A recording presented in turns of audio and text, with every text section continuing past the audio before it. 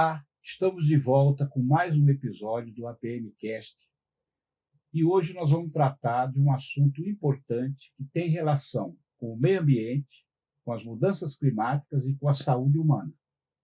Nós vamos tratar dos impactos do calor, das ondas de calor, do excesso de calor na saúde humana, em particular na saúde dos idosos. Hoje nós estamos aqui com uma pessoa expert no assunto, que é a professora Adriana Polacchini do Vale, do Departamento de Clínica Médica da Faculdade de Medicina de Botucatu. Ei, Botucatu, terra boa. Tudo bem, professora? Tudo bem, Nataline. Muito obrigado por você ter aceito o nosso convite aqui da APM, da Associação Paulista de Medicina. Nós temos aqui a Comissão de Meio Ambiente, Clima e Saúde, criada pela atual diretoria, e você está aqui no encontro, no evento dedicado aos médicos e às médicas do Estado de São Paulo, para a gente levar o conhecimento, a conscientização, o apelo para que as pessoas possam enxergar os seus pacientes sob essa ótica. Certo? Perfeito. Então, muito bem. O calor é um problema grave dos fenômenos climáticos extremos, certo? Correto. E você decidiu trazer esse assunto para dentro da sua prática médica. E aí eu queria que você contasse um pouquinho para quem está nos assistindo o que você aprontou nesse assunto aí. Eu contarei tudo, mas antes eu tenho que agradecer a oportunidade de estar aqui e dizer que é uma honra estar sendo entrevistada pelo Dr. Nataline, de quem eu sempre admirei, desde sempre, mas depois eu conto a minha admiração desde o SOS Mata Atlântica. Faz tempo. Faz, então eu já também não sou muito jovem. Bom, mas vamos lá. Com relação às ondas de calor e à saúde da pessoa idosa, né? Como é que isso começa a aparecer em termos de pesquisa? Nós vivemos num país tropical e as ondas de calor têm sido cada vez mais severas, intensas e prolongadas, né? E confesso que já sou idosa, né? E a gente percebe um desconforto, um certo mal-estar, e isso me levou a questionar assim, quais eram os desfechos em saúde, né? Que eu ainda sou uma idosa jovem, tá? Idosa jovem e robusta, olha só que sucesso. Mas, enfim, e os idosos frágeis, os idosos mais idosos, como será que isso estava acontecendo na vida deles?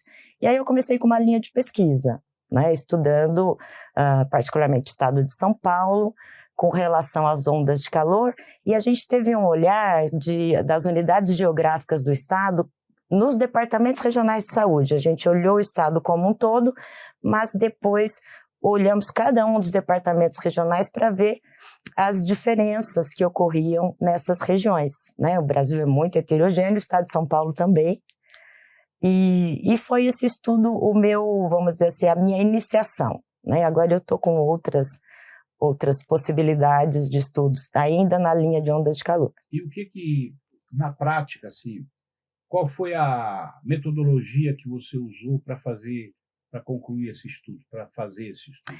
Então, nós observamos o impacto das ondas de calor nos desfechos cardiovasculares e respiratórios de pessoas acima de 60 anos. Nós observamos, então, fizemos um levantamento pelo DataSUS, das mortes diárias por doença cardiovascular e respiratória, desde o ano de 2010 até o ano de 2024, a gente só pulou o espaço da pandemia, tanto mortes cardiovasculares quanto respiratórias e também hospitalizações por essas mesmas causas. Então, Quer dizer, você fez um levantamento dos óbitos e internações cardiovasculares e respiratórios de 2010 até 2024, pulando os 2 anos da pandemia. Exato. E, ao mesmo tempo, a gente também fez um levantamento da presença ou ausência de ondas de calor no mesmo período. E para fazer esse levantamento, nós fizemos um estudo através do satélite Copérnicos, que distribui, assim, são dados de acesso público, não é? Desde que, claro, você tem um meteorologista te ajudando, eu tive um meteorologista maravilhoso, que é o Tauan, porque pelo Copérnicos, né, por esse satélite, para que a gente pudesse identificar os departamentos de saúde, a gente tinha que compreender qual era a latitude e longitude de cada região e dali baixar os dados diários. É fantástico o banco de dados. Para quem está nos assistindo. Claro. O que você considera uma onda de calor? A partir de que Sim, temperatura? claro. A onda de calor é definida como um aumento de pelo menos 3 graus na média climatológica, que a gente considera de um período de pelo menos 30 anos, e esse aumento de, no mínimo, 3 graus por pelo menos 3 dias consecutivos. Aí você estabeleceu que houve uma onda de calor. Então, nós fomos pegando essas temperaturas diárias das diversas regiões e fomos identificando os períodos de onda de calor que ocorreram nesse intervalo de estudo. E cruzando com os óbitos. E cruzando com os óbitos, com as internações. Os dados têm que ser diários, porque são eventos, quer dizer, não adianta a gente estudar o impacto da onda de calor na saúde humana se não for muito no entorno da onda. Por exemplo, o DataSUS nos fornece pelo Tabnet dados mensais. Dados mensais, você nunca vai encontrar associação. Por quê? Porque é bem no entorno. Então, a gente estudava pelo menos 15 dias no entorno da onda. Naqueles dias, e a gente foi calculando o risco cumulativo. Você pesquisava internações, não só internações, também com desfecho fatal, com óbito. E óbitos, exatamente. São 2 sistemas, né? O sistema de mortalidade. Você fez isso, pesquisou por, na verdade, 12 anos. 12 anos de pesquisa. Que vontade, hein? Foi bastante trabalhoso. Foi, porque o banco de dados, para baixar dados, porque primeiro você tem que baixar dados de todas as mortalidades e de todas as internações, para depois você filtrar pelas causas específicas, né? Então foi um dado gigantesco. Ficou 3 dias rodando para poder baixar os dados. Olha só. Desse período. E qual foi que conclusão que vocês chegaram? Pois então, nós concluímos que sim, as ondas de calor impactam na saúde das pessoas idosas, especialmente na mortalidade. A mortalidade é muito mais impactante do que as internações por doenças cardiorrespiratórias. E a gente foi avaliando que, na verdade, o modelo estatístico era um modelo em que combinava com o cálculo do risco relativo, né? Quantas vezes a mais teria de chance de morrer ou de internar por essas causas diante de uma onda de calor. E a gente observou aumentos de até 75% de mortalidade em idosos em períodos de onda de calor pelas causas cardiovasculares. Impressionante. Sim. E isso são idosos. Vocês separaram idosos que tinham, por exemplo, doenças cardíacas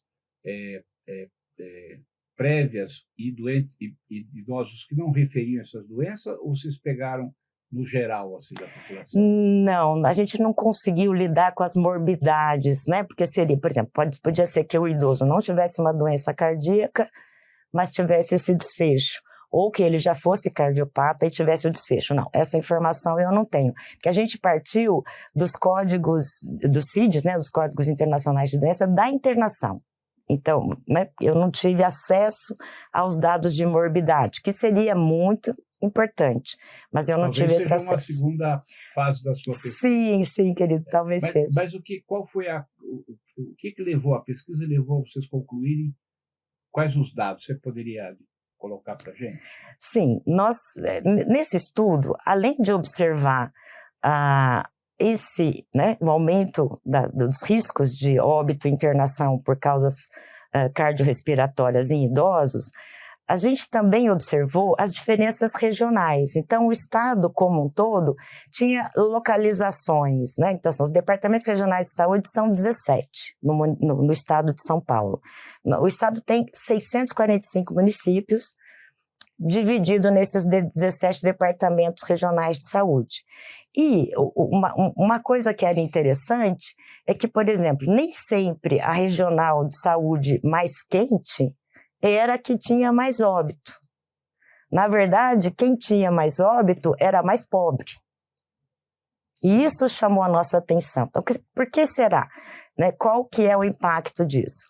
Então, a gente acabou elaborando um índice de vulnerabilidade climática, um índice baseado, né, vamos dizer assim, nas diretrizes do dos IPCC, dessas grandes diretrizes climáticas, em que a gente olhou a vulnerabilidade como a sensibilidade e a capacidade adaptativa. Então, o que seria a sensibilidade? É vamos dizer assim, a sensibilidade dos indivíduos de adoecerem, as características deles que levassem ao evento.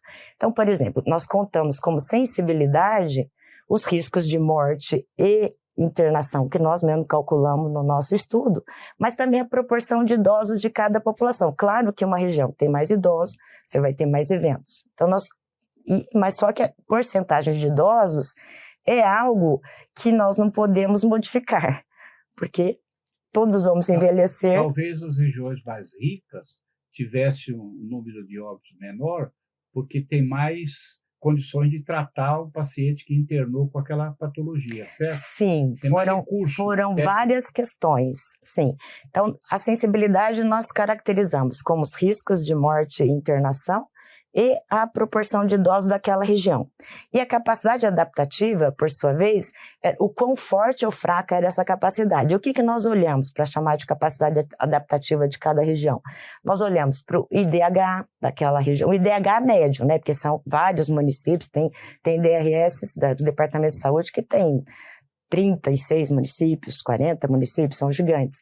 Mas a gente fez um IDH médio, pegamos o IDH de cada uma das cidades, o IDH médio, observamos a porcentagem de saneamento básico, ou seja, oferta de água e, claro, de esgoto para aquelas populações, então quanto aquilo era oferecido para cada uma das regionais.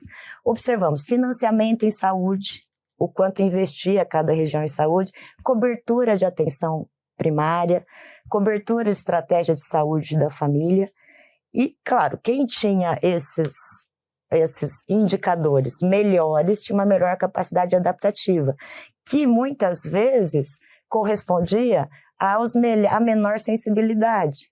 Então, a gente vê que não é só a questão intrínseca, biológica do idoso, que sim, tem mais riscos diante uma onda de calor, mas também a chance de morrer ou de ser internado depende da infraestrutura, de toda uma questão que cabe, então, aos gestores, às políticas públicas para a modificação desse contexto. Para evitar que morram mais pessoas. Sim.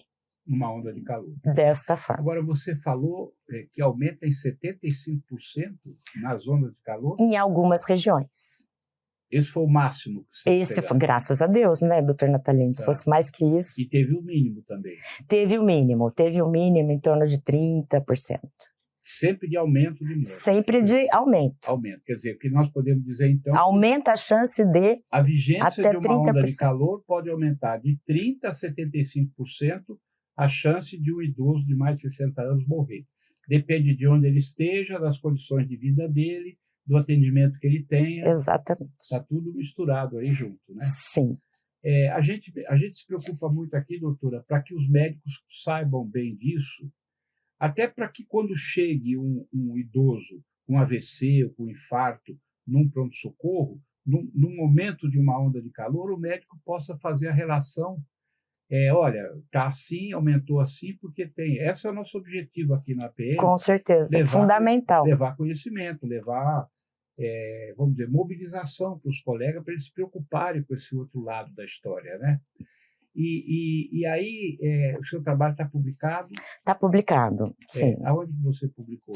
Nós publicamos, é uma revista internacional, ela se chama... Oh, meu Deus... É de envelhecimento, é um Journal Aging and Longevity. Eu posso depois providenciar o estudo, o artigo. E aí você continua estudando isso lá? Continuo estudando, eu continuo com a linha de pesquisa, agora nós estamos olhando para outras doenças, além das cardiorrespiratórias. Então, nós estamos com um projeto em andamento já para as fraturas de colo proximal, fratura de quadril, né, mais região proximal, isso. e também de doenças renais. Doenças renais nós já concluímos. Então, a gente tem já sim... fizeram o estudo. Já fizemos o também estudo. Relacionado com a onda de com as calor. ondas de calor. Você também aumenta a morbimortalidade por doença renal crônica na vigência de ondas de calor. Em idosos, né? Minha população Sim, é sempre idosa. Mas é importante, né? Porque, na verdade, a opinião que a gente tem é que a humanidade conquistou durante todo esse período, já um século para cá, a capacidade de viver mais. Isso por causa das vacinas, por causa do saneamento básico, a medicina evoluiu muito, né? Hoje se morre menos porque se atende mais às pessoas. Agora vem a mudança do clima e essas alterações ambientais para tirar a vida das pessoas, destruindo tudo que a gente demorou para construir durante todas essas décadas. Nós estamos perdendo, de certa forma, porque os desastres ambientais, o envenenamento da comida, dos alimentos, do ar, né, da água, e também os desastres climáticos estão tirando a vida das pessoas, em particular dos mais vulneráveis, e nesses mais vulneráveis estão exatamente o que você estuda, os idosos. Sim, com certeza. Com certeza. Eu digo que essas alterações climáticas, né, as ondas de calor, especificamente são as que eu estudo, elas são os amplificadores das doenças pré-existentes. Sim.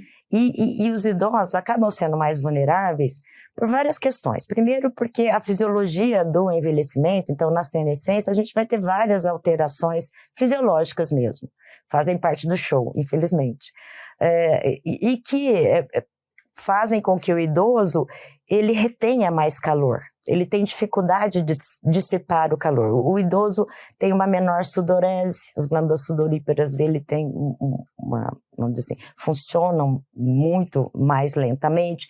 A vasodilatação cutânea, né, que é mandar o sangue para a periferia para resfriar, também acontece de uma forma bastante reduzida.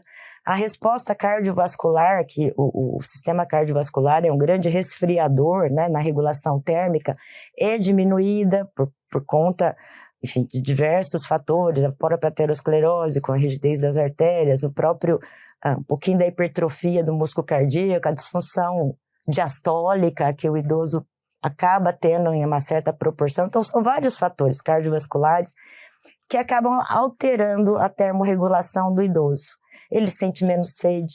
Pode ver que a gente tem que insistir, né, para as pessoas idosas tomarem água, não tem a percepção da sede. Então, esse conjunto de obra faz com que o idoso, ainda mais se ele tiver alguma doença prévia, e que os idosos geralmente são multimórbidos, e ainda mais se ele tem a polifarmácia, toma antipertensivo, especialmente os diuréticos, beta-bloqueadores, que diminui ainda mais essa resposta cardíaca, né, ao calor, os antipsicóticos, que muitos idosos precisam tomar, os anticolinérgicos, que estão em várias usuais, né, Dramin, enfim, os antidepressivos, enfim, é uma série de medicações que contribuem também para alterar essa regulação térmica.